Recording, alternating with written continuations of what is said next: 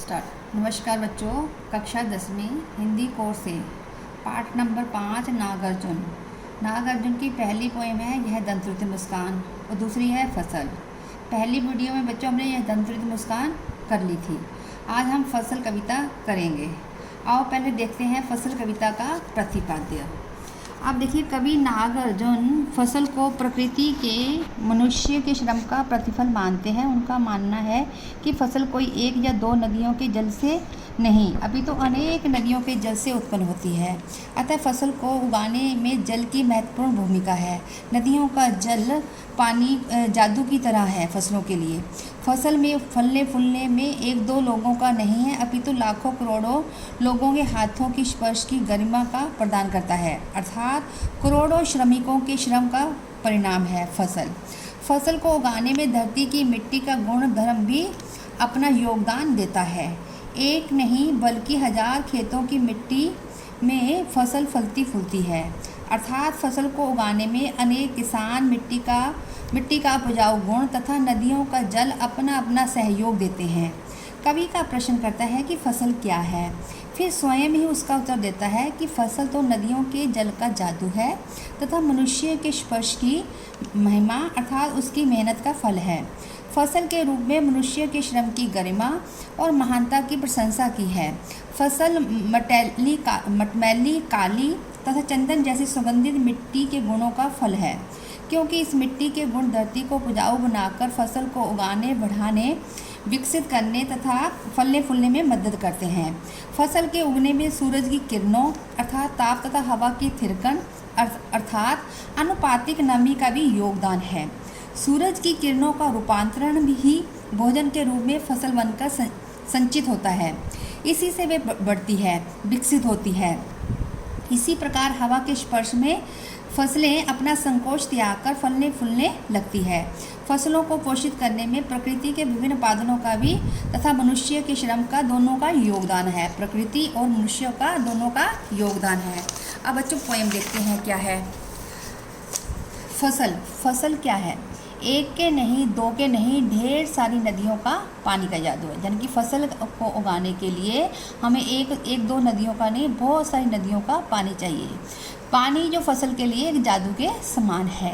एक के नहीं, दो के नहीं, लाख लाख कोटि कोटि फसलों के स्पर्श की गरिमा है।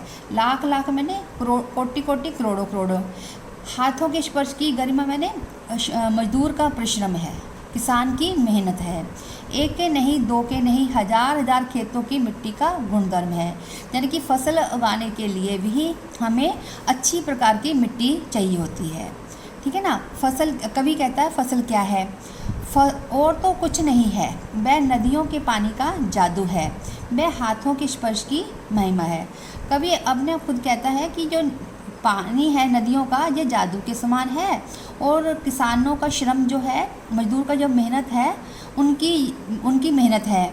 और मिट्टी भूरी काली संदली मिट्टी का गुणधर्म है। भूरी काली संदली में संदन जैसी मिट्टी, ठीक है ना, उनका ये गुणधर्म है। रूपांतर है सूरज की किरणों का, यानी कि फसल को उगाने के लिए हमें सूरज का ताप भी चाहिए होता है। सिमटा हुआ संकोच है हवा की थिरकन का, यानी कि फसल को के लिए हमें हवा भी चाहिए होती है। अर्थात फसल को उगाने के लिए क्या क्या जरूरी है? हमें नदियों का पानी का, यानी कि पानी भी चाहिए, किसान की मेहनत भी चाहिए, मिट्टी, एक अच्छी मिट्टी का प्रकार भी होनी चाहिए, सूरज का प्रकाश भी चाहिए और हवा भी चाहिए। अब देखिए बच्चे, शब्द अर्थ क्या है? कोटि मैंने करोड़, गरिमा होता है गौरव, गुणधर्म है स्वभाव तथा प्रभाव, संदली है चंदन की खुशबू वाली एक विशेष प्रकार की मिट्टी, रूपांतर है बदला हुआ रूप, संकोच होता है सिकुड़ना, थिरकन मैंने नृत्य करते समय थिरकना। अब देखिए बच्चे, इस गद्यांश पूरी कविता को पढ़कर पूछे गए प्रश्नों के उत्तर दीजिए। अब पहला प्रश्न है, कवि के अनुसार फसल क्या है? अब बच्चे आंसर देखिए क्या है, जो आप अपने शब्दों में बनाकर लिखेंगे। कवि के अनुसार फसल में कई तत्वों तथा अन्य बातों का योगदान है। फसल पानी, मिट्टी, धूप, हवा और मानव श्रम के मेल से बनी है।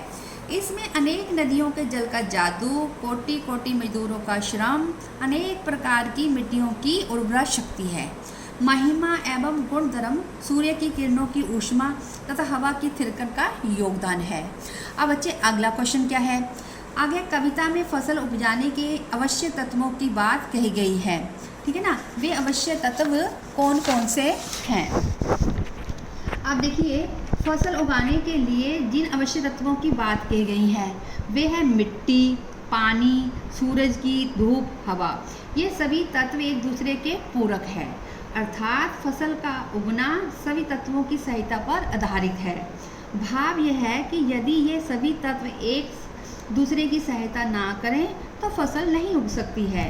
तीसरी क्वेश्चन है, फसल को हाथों के स्पर्श की गरिमा और महिमा कहकर कवि क्या कहना चाहता है। कवि ने फसल को लाखों करोड़ों लोगों के हाथों के स्पर्श की गरिमा कहा है, क्योंकि किसानों और मजदूरों के हाथों का स्पर्श पाकर ही ये फसलें उगती तथा फलती फूलती है। यह किसानों के हाथों के श्रम की महिमा है कि फसलें खेतों में खड़ी लहराती है। कवि का यह संदेश है कि फसलों को देखकर हमें उन किसान मजदूरों के प्रति कृतज्ञ होना चाहिए जिन्होंने इस फसल को उगाने के लिए महत्वपूर्ण भूमिका निभाई है। धन्यवाद।